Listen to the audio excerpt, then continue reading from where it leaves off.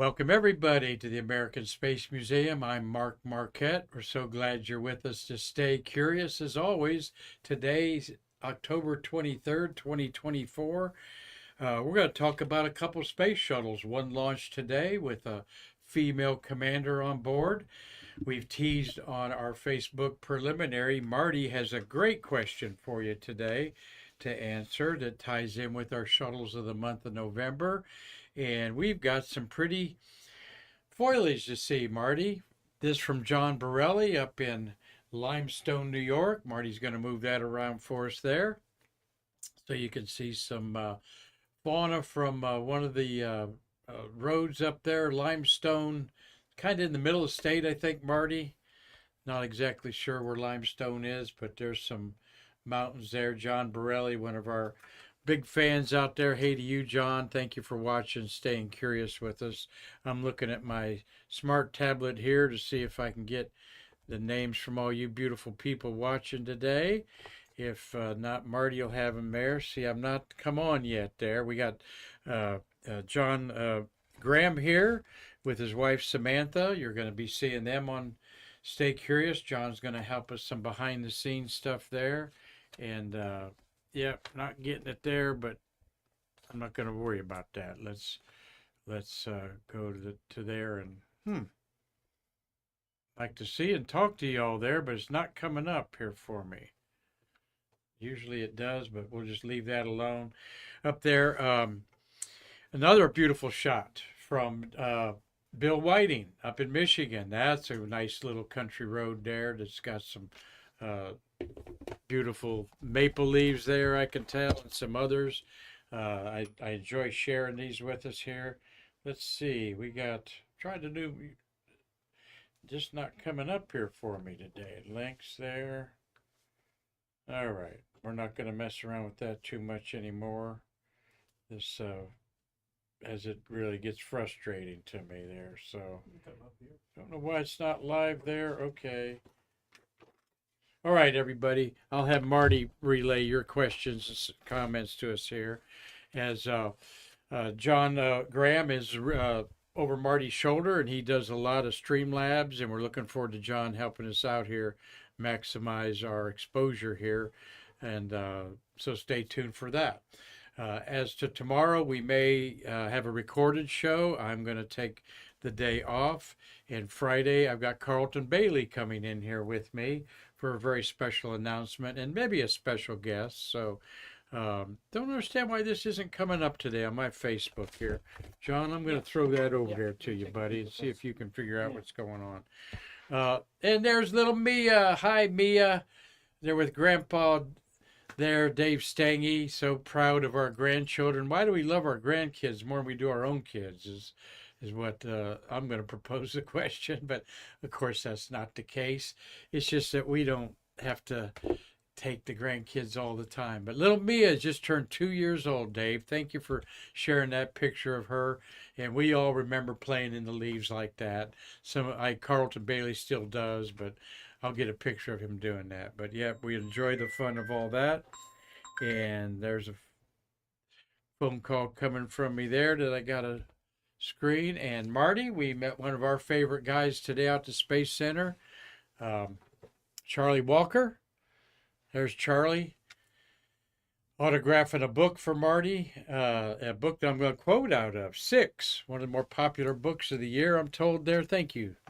And we've got Gary Gerald watching today, and Mitch Rothman's looking forward to another show there at his Man Space, so fingers crossed you get that, Mitch.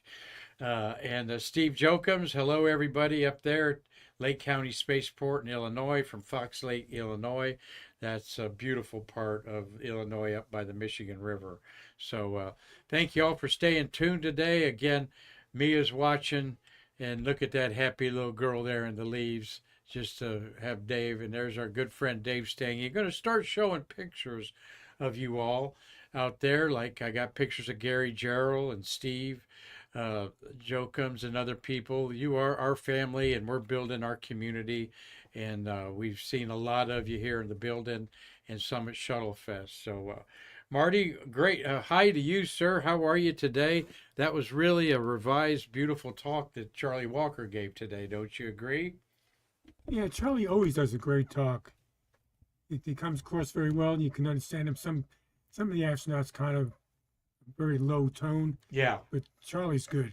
Yeah, he's one of the more articulate astronauts, of course, because he's boiler up. He's from the University of Purdue. And he's Uh, interesting. Has a good show. yeah, and it was it was different than what he'd done before. He was part of 3 missions, including an abort that was quite hairy, and the ultimate pucker factor, he calls that one. But a great guy, the first commercial astronaut, should be in the Hall of Fame because of that. But there's we won't get into the politics of the Astronaut Hall of Fame, but there's some people. Anyway, we love him, had a great time with him. Doesn't have time to go to dinner this time, Marty, but we'll catch him next time. But he was out at the Space Center until Saturday. And when he flies out, so you can catch him Thursday, Friday, and Saturday, and you certainly will enjoy it.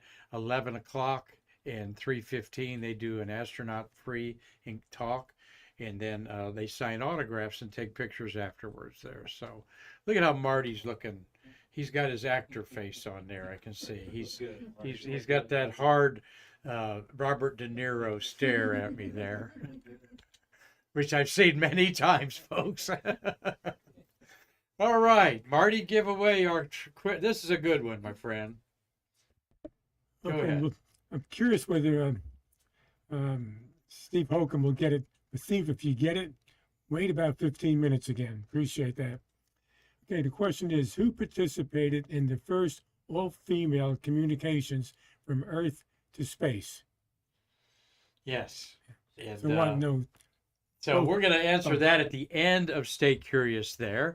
And yes, Steve Jokums is like the Ken Jennings of Jeopardy. Marty's afraid of that. We'll never get him stumped, but we stumped him. We stumped you last week, Steve. But we're so glad that we got people like Steve and John Borelli and Dave Stange and so forth, because you're the core of where we're going to go better places with this. Marty and I can't do it. John Graham here in the room knows what to do. He's already showed me a few tricks that he's got up his sleeves, and I think you'll be amazed at where we're going to take Stay Curious. And because I've assumed new duties as the director of the museum, effective immediately, we're going to streamline and make things a lot better for me to handle. And maybe we need whatever John says we're going to do on there. And Gabriel Rothblatt of the National Space Society is our executive director. He is basically cleaning up the financial side of our museum, getting us in a strong position, and he'll segue out in June next year when I'll wear both of those hats to the museum. So appreciate everybody's congratulations and hope that you continue to support us. And my job's no different now. I'm just empowered a little bit more to make some decisions, and it's all going to be good. We've got Larry Puskars watching up there in Michigan. Tom Usiak. I'll call you after the show, Tom. Sorry to put you off, but got busy, and then after 2:30, I'm pretty much immersed in this show. Doug Forrest, a great artist out there in Los Angeles, is watching. And Robert Law is watching live in the Mills Observatory, cloudy for viewing. And Marty, we are on a big screen in this observatory up there in Dundee, Scotland, or wherever Mills Observatory is. In fact, Anita Truex, our office manager, sent me a picture of people watching us right now.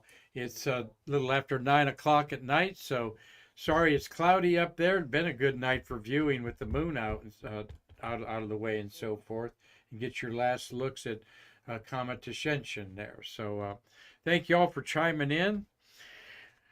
We have got the Crew Dragon 8 is, yes, scheduled to come back Friday morning, 3:29 a.m. Now, we don't know whether it's going to be on the Gulf side or the Atlantic side, but Marty, I'm going to get up and look for that, because people in St. Petersburg, Tampa area, when I think it's Crew 6 came back, they saw the light streak of it going across the sky. And so if there's a chance of us seeing it, I'm going to check it out there and set my alarm. So these astronauts of Crew 8 have been up there for 234 days. So they'll add 2 more days of that, about 235 when they finally get their sea legs, so to speak. You can watch it right now. They are going through crew hatch closure had just happened. And at 5 o'clock, they're going to undock from the International Space Station. And 11 people on the space station will become 7. And boy, the toilet privileges will be eased, I'll bet, at that time. So 11 people on the space station, when you think about it, that's pretty cramped. Choose 11 of your best friends and hang out in about I don't know how many square feet it is, over 4,000 square feet, but you know what I'm saying, folks. So God bless them. Hope they have a great return home from space. Mike Barrett's a senior citizen, turned 65 years old on the space station. He left another senior citizen up there, Don Pettit, who is 69 years old, and on his another tour at the International Space Station. All right, we want to get them home safe and alive. So be thinking about them. We've got 3 Chinese astronauts and 7 on the space station when they disembark. Still got 14 people in space, but it's about to be cut down to 10. Shuttles of the month of October. 12 beautiful shuttles flown. I believe Endeavour was not flown. The C's are Columbia, A for Atlantis, D for Discovery. But of course, the highlight of October missions is STS-95, launched on the 29th. That's the John Glenn, age 77 story there. Beautiful patch they came up with, putting his Mercury 7 over that. We'll probably talk about that next week. Pam Melroy has 3 of her 4 flights in the month of October. Okay, and those would be 112, 120, and the other one is I believe 92. She pilot on 92 there. And we'll talk about Pambo here and STS-120 in just a minute. 2 interplanetary missions, Venus Magellan, STS-30, and Jupiter's Galileo was STS-34. And how about 41G with Bob Crippen's second command in 1984, taking 2 women to space, Kathy Sullivan and Sally Ride, and Kathy Sullivan doing the first female spacewalk by an American. And of course, that was Sally Ride's second mission there, 41G, with the American flag there, the second launch of the year of October. And 5 missions with 2 women on it. So that's really a cool time on there. Over 5,000 square feet, Marty. Okay. So 11 people in 5,000 square feet, still plenty of elbow room, but it's amazing, isn't it, if you're living with one person, how often you all pass that same hallway at the same time. Okay. It's uncanny sometimes, particularly a couple of times when I was getting divorced, and it was like, we just couldn't get out of each other's way. But anyway, it's just, I digress. It's human beings and our habits and so forth. We're in sync with each other, and that's what it's all about, I think. So, all right, we talked yesterday about this mission, STS-52. Was a beautiful launch with our friend Mike Baker, who's going to be out at Space Center Sunday. And so we'll show you a picture of Mike out there. The Canadian leaf on there because of McLean was Canadian astronaut. The symbol of the star is like a big symbol of success everywhere. But the red on the vector there is the that symbolized the alpha of the program, I think. 52. What did that red stand for? Let me digress a minute here, because we can get my glasses on here. 52, of course, doesn't come after 51. that red vector, see that buried in there in the star? The gold star is associated with the frontier period of the American West. And that's the Greek letter lambda, represents the laser measurements taken by the Lagos and the microgravity units there. So always some good hidden meaning in these on there. So we talked about that mission a little bit yesterday. Here's the astronauts in space there. They had Tamara Jernigan on there and 5 guys. We have asked Kathy Thornton and other women that have flown with solo as a female with a bunch of men, and most of them, Marty, have remarked it's just like being with my brothers. All right, they treated me great. It's just like being with a bunch of brothers, not just a bunch of men. All right, their lives depend on each other, and sex, politics, and religion should have nothing to do with outer space. So here was a beautiful picture that Marty chose as our backdrop there. This crew patch, there we go. Really cool picture there, showing you the Terminator between night and day on the Earth there. And then in just a minimum, as the shuttle's going 5 miles a second, 17,500 miles an hour, it's going to be immersed in darkness there within just a few seconds there. So, all right, let me grab my next segment here. Tomorrow is the birth. We have an astronaut birthday to celebrate of somebody who Marty and I've met at the Space Center. Very impressed with her. Can't wait to see her again.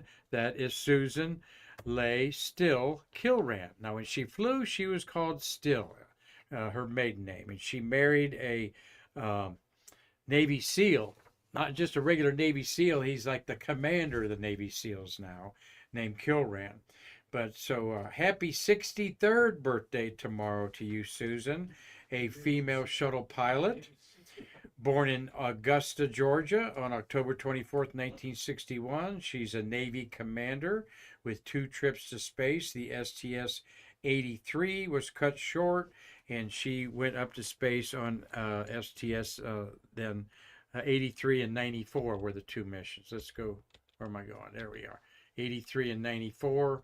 Halsell was her commander, and there it is still, but she goes by Kilran now on her 2 missions. And, you know, she was asked, she was a deadlock, Marty, to be a commander.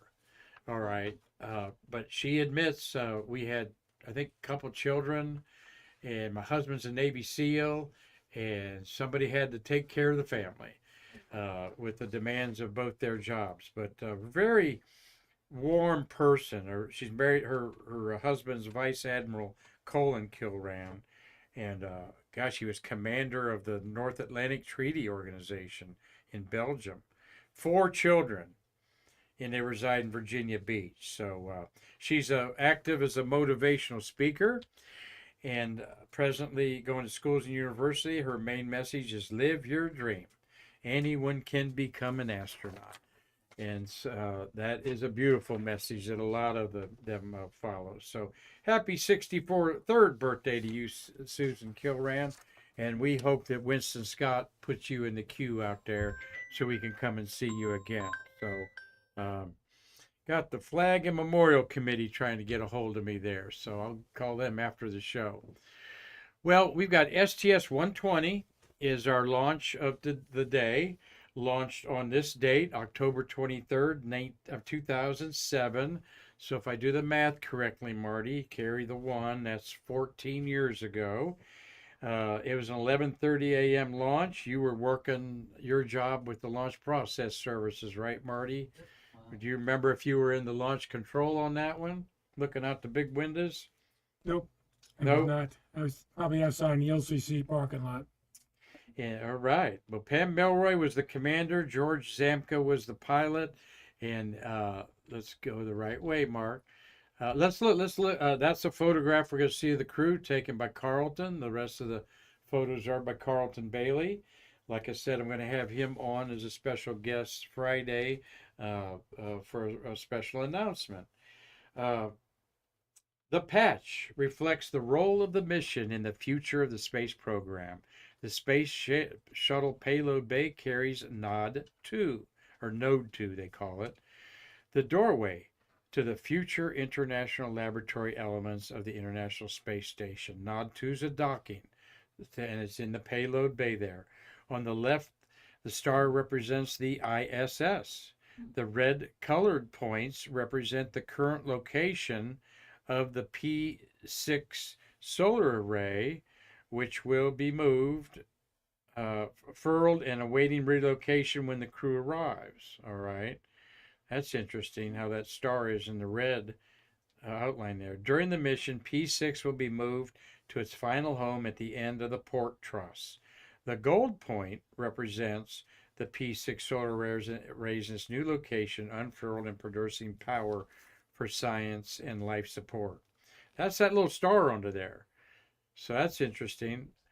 The gold, let's see. On the right, the moon and Mars can be seen, representing the future of NASA.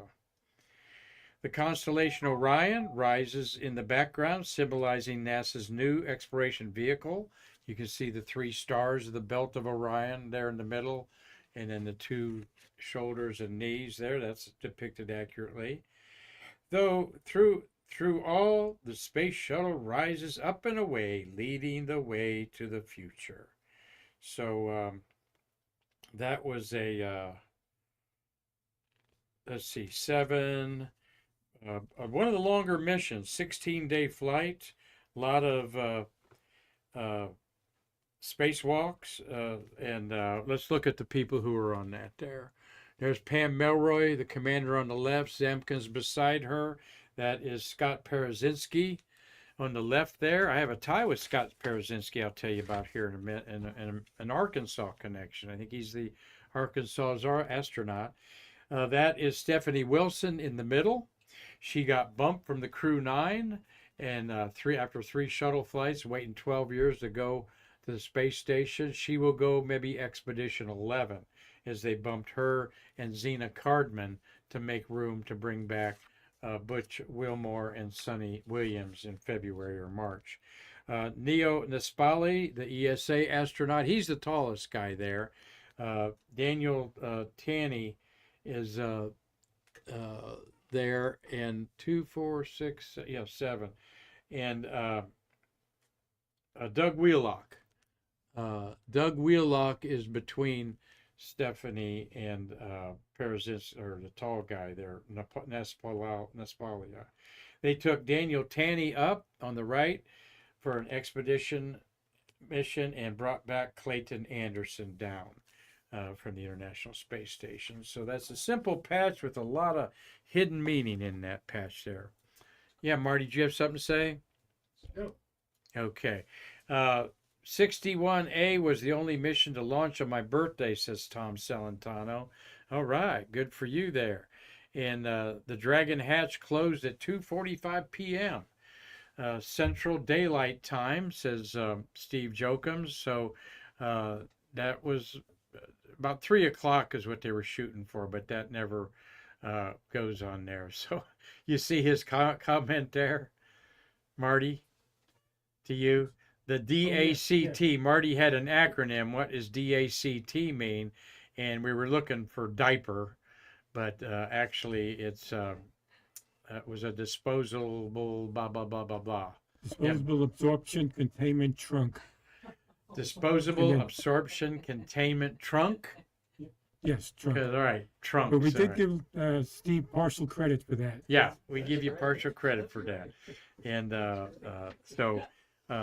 and by the way, Steve is one of the early birds to register and pay for rooms at the for Shuttle Fest, and we're going to talk a lot about Shuttle Fest starting next week, as well as our memorabilia show that we're scheduling for a week from Saturday, and have some great stuff if you're local there.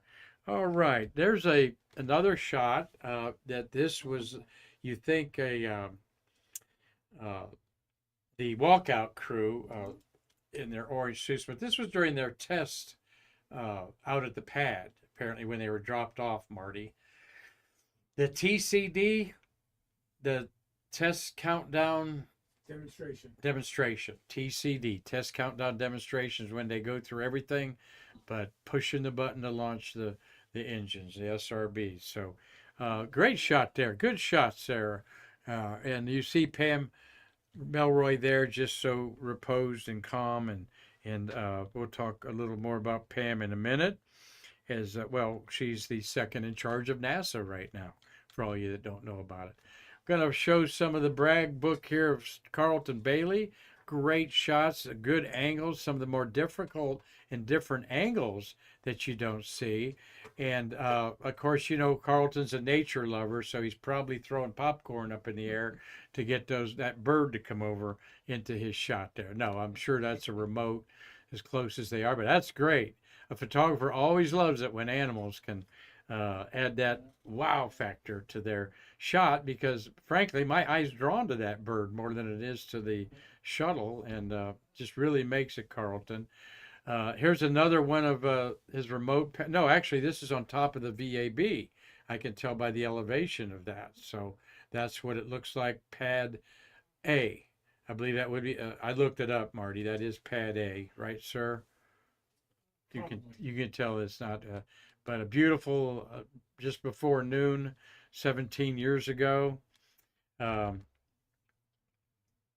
unusual angle with the remote service structure blocking the view there. But again, I think this is another shot from the pad, closer up from the VAB up there, 500 feet in the air, which Jay Honeycutt was the first ones to let photographers up on the roof, and that was MarQ. And maybe you were tagging along with them too, CB, but I know Mark really felt strong about thanking Mr. Honeycutt for that, and I'm glad that you got to do that, Mark.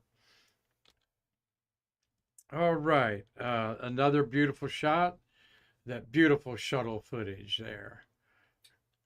Nice reflection into the water there. And there's a backside of the ET. Got some sort of a glow going around there, reflection off of the tank, and solids are, there must be some humidity around there. We'll ask CB about that when he's on Friday. I want to re-show that one. And then just one of the best orbit shots of the shuttle you'll ever see. Pam bringing it up for a docking. You see the antennas out on the left side there, the right side of the shuttle. Arms extended, and inside there they've got the important module that's going to dock. That's going to be the docking module for a lot of missions up there. So, love that shot.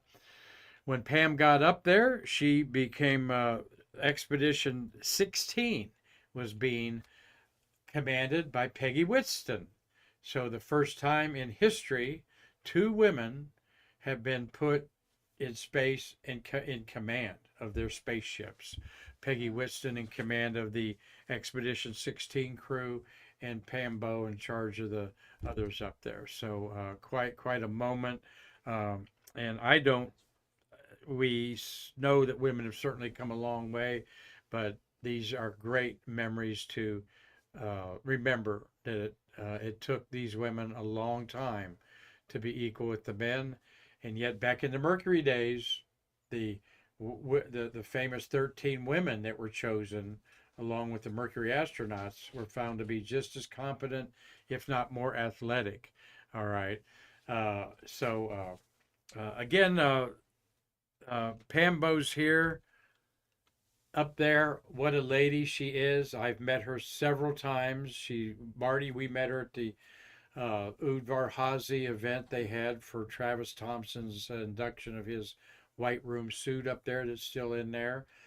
We've not seen Travis in a while, so all we can do is wish him well, but he's not been by here in over a year or in communication with any of us. So.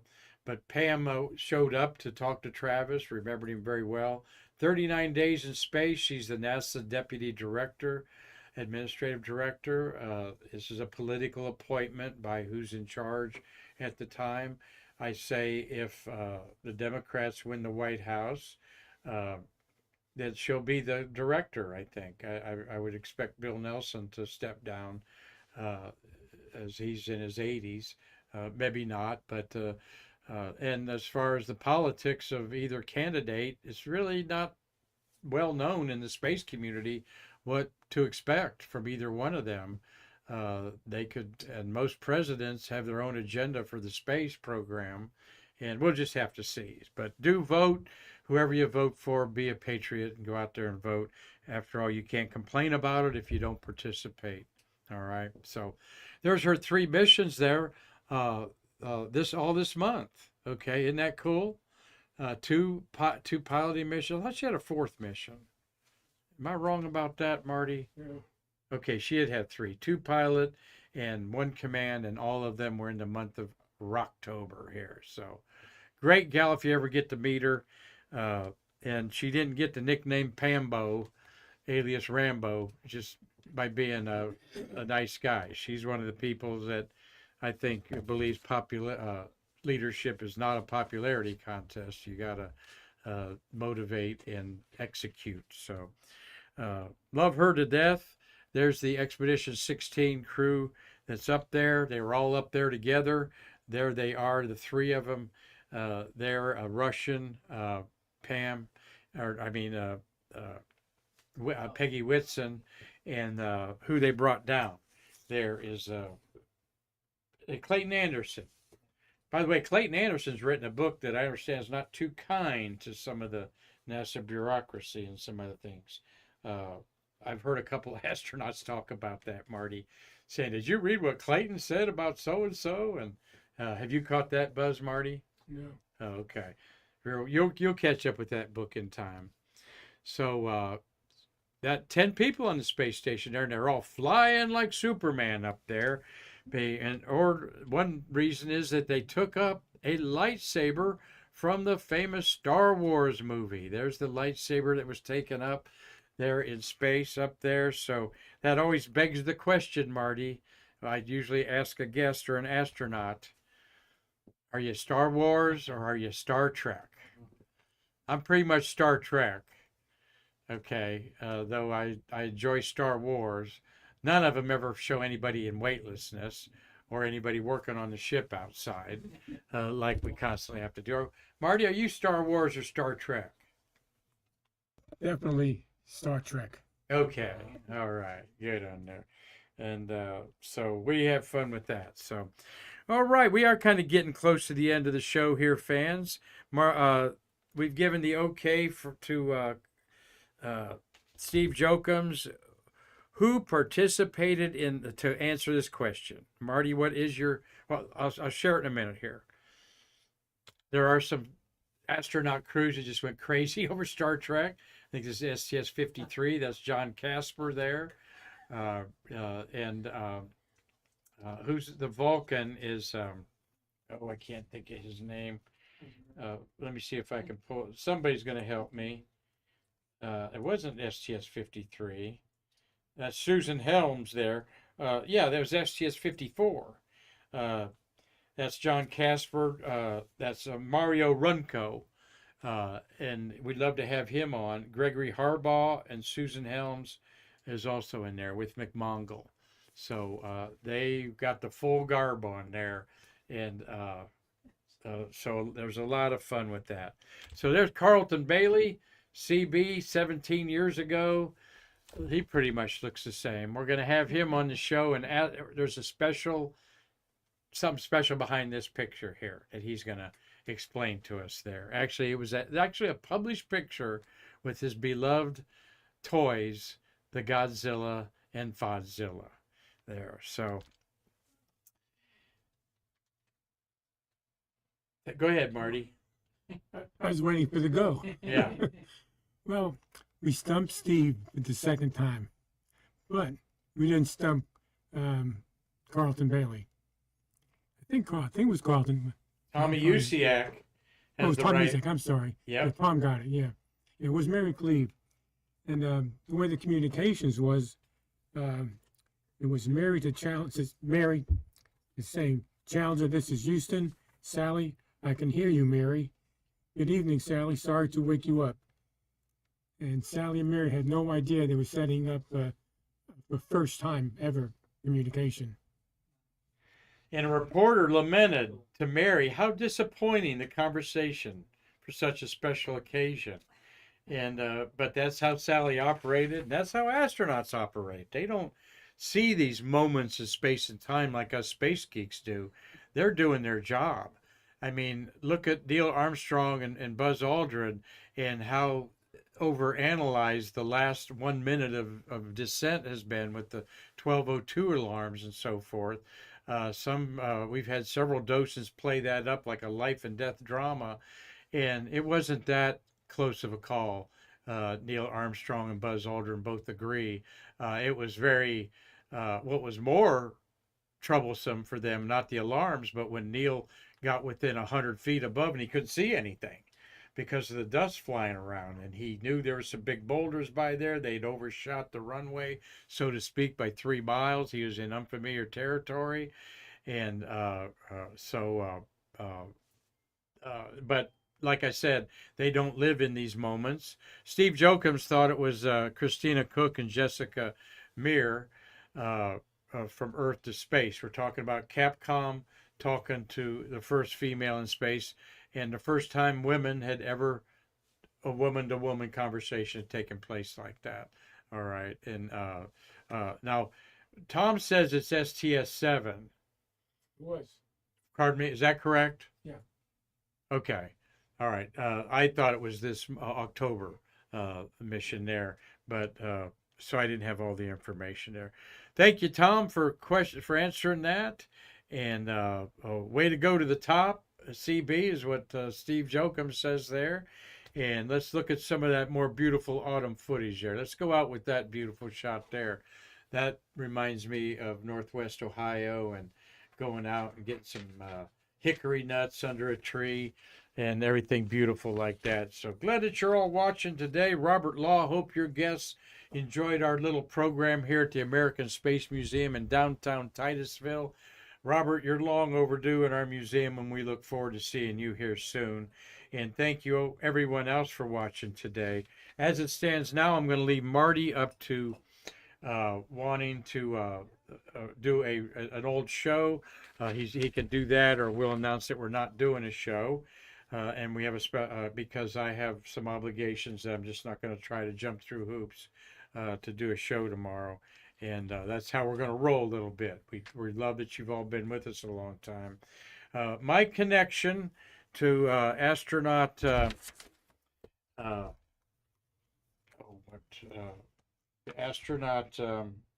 Parazynski, Scott Parazynski, who is that I thank you.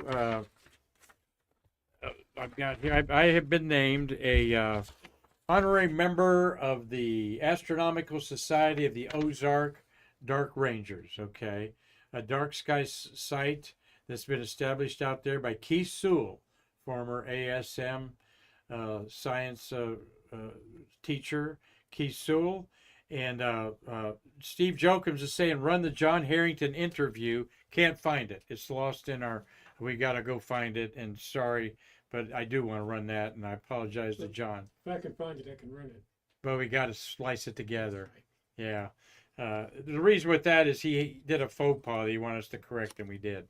Lake of the Ozarks, thank you, Keith Sewell there. Also on the board, an honorary member is astronaut Parazynski there, Scott Parazynski. So they got a nice little patch and so forth. If you're from Arkansas, Parazynski's your astronaut. And preserve the Ozark natural skies. This is astronomers are fighting everywhere, what we call noctalgia, sky grief. We have grief that our skies, dark skies are going away from. Just doesn't affect humans. It affects animal life too. And we talk about that on our Stay Star Curious segment. So, well, thank you, Marty, for a great job. And John, thank you for being in here with your lovely wife. We're going to hear some more from both of them as we come down. If you Space Coast Sam did a show about 2-3 weeks ago and broke some of our records for those that watched it. So go back and watch some of the old footage here of our Stay Curious episodes on YouTube. There's all kinds of just start scrolling around. I'm sure you'll see something that'll pique your interest, and we're going to buff our show up in a lot of directions over the next coming months. So thank you all for watching. We'll post if we're going to do a show tomorrow, a repeat. If not, we'll be back Thursday or Friday with a very special show with Carleton Bailie.